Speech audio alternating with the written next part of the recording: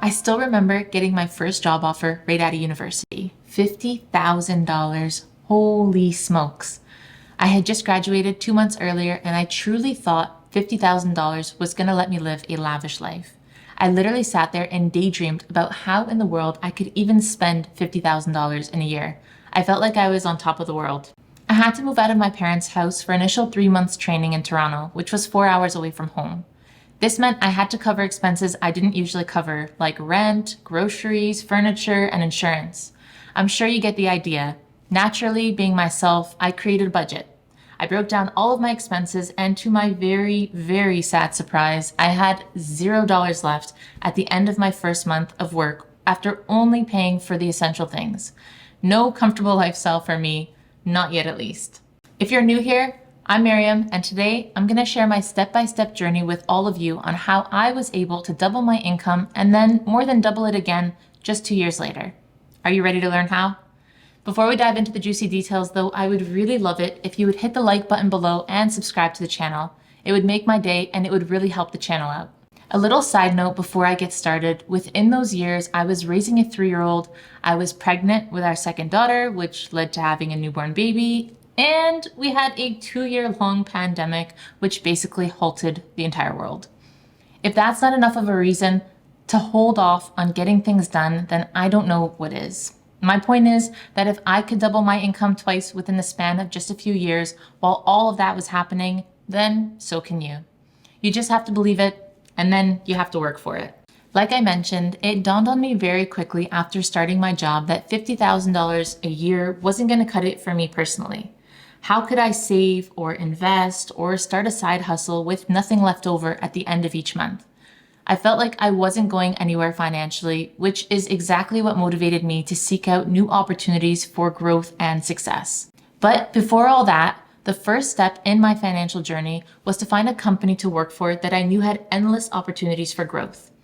I know being self-employed and owning your own business might be more appealing, but sometimes there are situations where personal circumstances just don't allow for risks, and a steady income or guaranteed salary that a job provides becomes a necessity. That was the case for me, and quickly I found the opportunity to work for a company that ticked all of my boxes.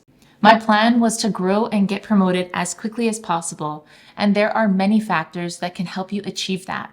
You can learn new skills, build relationships, be proactive, stay positive, be punctual, take initiative, and always go above and beyond. But in addition to all that, the most important thing for me was opening a line of communication with my manager where I felt comfortable discussing my career goals and how I could contribute more to the company. This gave me feedback on what was expected of me, which helped me set goals to achieve. By doing this, I was able to quickly climb the ladder at work and get promoted, which significantly increased my income. If you're currently working a job and you notice some red flags, it may be time to consider your options. Here are some red flags you should watch out for. If your boss or manager fails to offer you a clear picture of what you need to do to achieve your career goals and progress in your job, it could be a sign that they are not committed or concerned about your success. When you're taking on new tasks and responsibilities without being fairly compensated for the extra work, it can be demotivating and lead to burnout. If you haven't received a raise in a year or more, it may be a sign that your employer provides little or no opportunity for growth or advancement. If your company experiences a high turnover rate where a lot of employees are either leaving or getting laid off, it could suggest that there are problems with the work environment or issues with your manager. Remember, these are just some potential alarms and may not be applicable to every job or situation. It's important to communicate openly with your boss and colleagues, set clear goals for yourself, and work hard to achieve them. If you're still not seeing recognition or compensation that you deserve at work, it may be time to explore other options. The next step in my journey was deciding to rent out the home that we owned. My husband and I decided to rent out our home and move into my in-laws' place for a year. It was a difficult decision, but it allowed us to live a simpler lifestyle and save on housing expenses, plus make an extra income every month from someone paying rent. Not only was this a good idea financially, but renting out our home allowed us to test out the waters of being landlords and helped us gain valuable experience in property management. We learned about tenant screening, lease agreements, and property maintenance. And overall, it was a smart financial decision that helped us achieve our goals. The third step in my journey was starting a side hustle. I know I've mentioned this before, but I researched so many options and found something that aligned with my skills and interests, which turned out to be a photography business. By dedicating some time each week to work on it, I was able to earn a significant amount of extra income. What started as a small newborn studio at home quickly turned into a full-fledged wedding photography business that filled up more than half of my weekends every single year.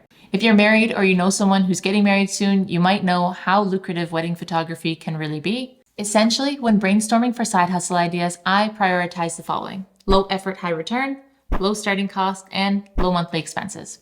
In this case, weddings typically lasted between 10 hours to 12 hours, and the pay was equivalent to what some regular jobs would pay in an entire month. This satisfied the first requirement. The second requirement was a low starting cost. While purchasing photography equipment can add up and be very expensive, it is possible to start with minimal gear and gradually acquire more lenses over time. For example, if buying new, it's pretty feasible to start the business with just a $3,000 to $5,000 investment. However, you can also buy secondhand gear and start with an even lower initial cost. And lastly, the business had minimal expenses, such as a few online subscriptions and gas expenses for travel to and forth on the wedding days. Lastly, to tie all of this together, I constantly set financial goals for myself and my family. I'm constantly looking for growth, whether it's in my career, my side hustles, or my investments. I make sure to track my progress and adjust my strategies accordingly. Thankfully for me, my husband and I are equally as eager to invest and strive for financial freedom, so we're always holding each other accountable. Now, my next goal is to double my income again next year, and I plan to do this the same way that I already did. I'll keep climbing the ladder at work, I'll invest in more real estate, and I'll start another side hustle. Stay tuned for all of the updates along the way. So there you have it, an overview of my journey of doubling my income in a short period of time. It wasn't easy, but it was worth it. I hope my story has inspired you to take control of your finances and work towards your own financial goals. Remember to always be willing to take calculated risks, work hard, and live below your means if you need to in order to work towards your financial freedom goals.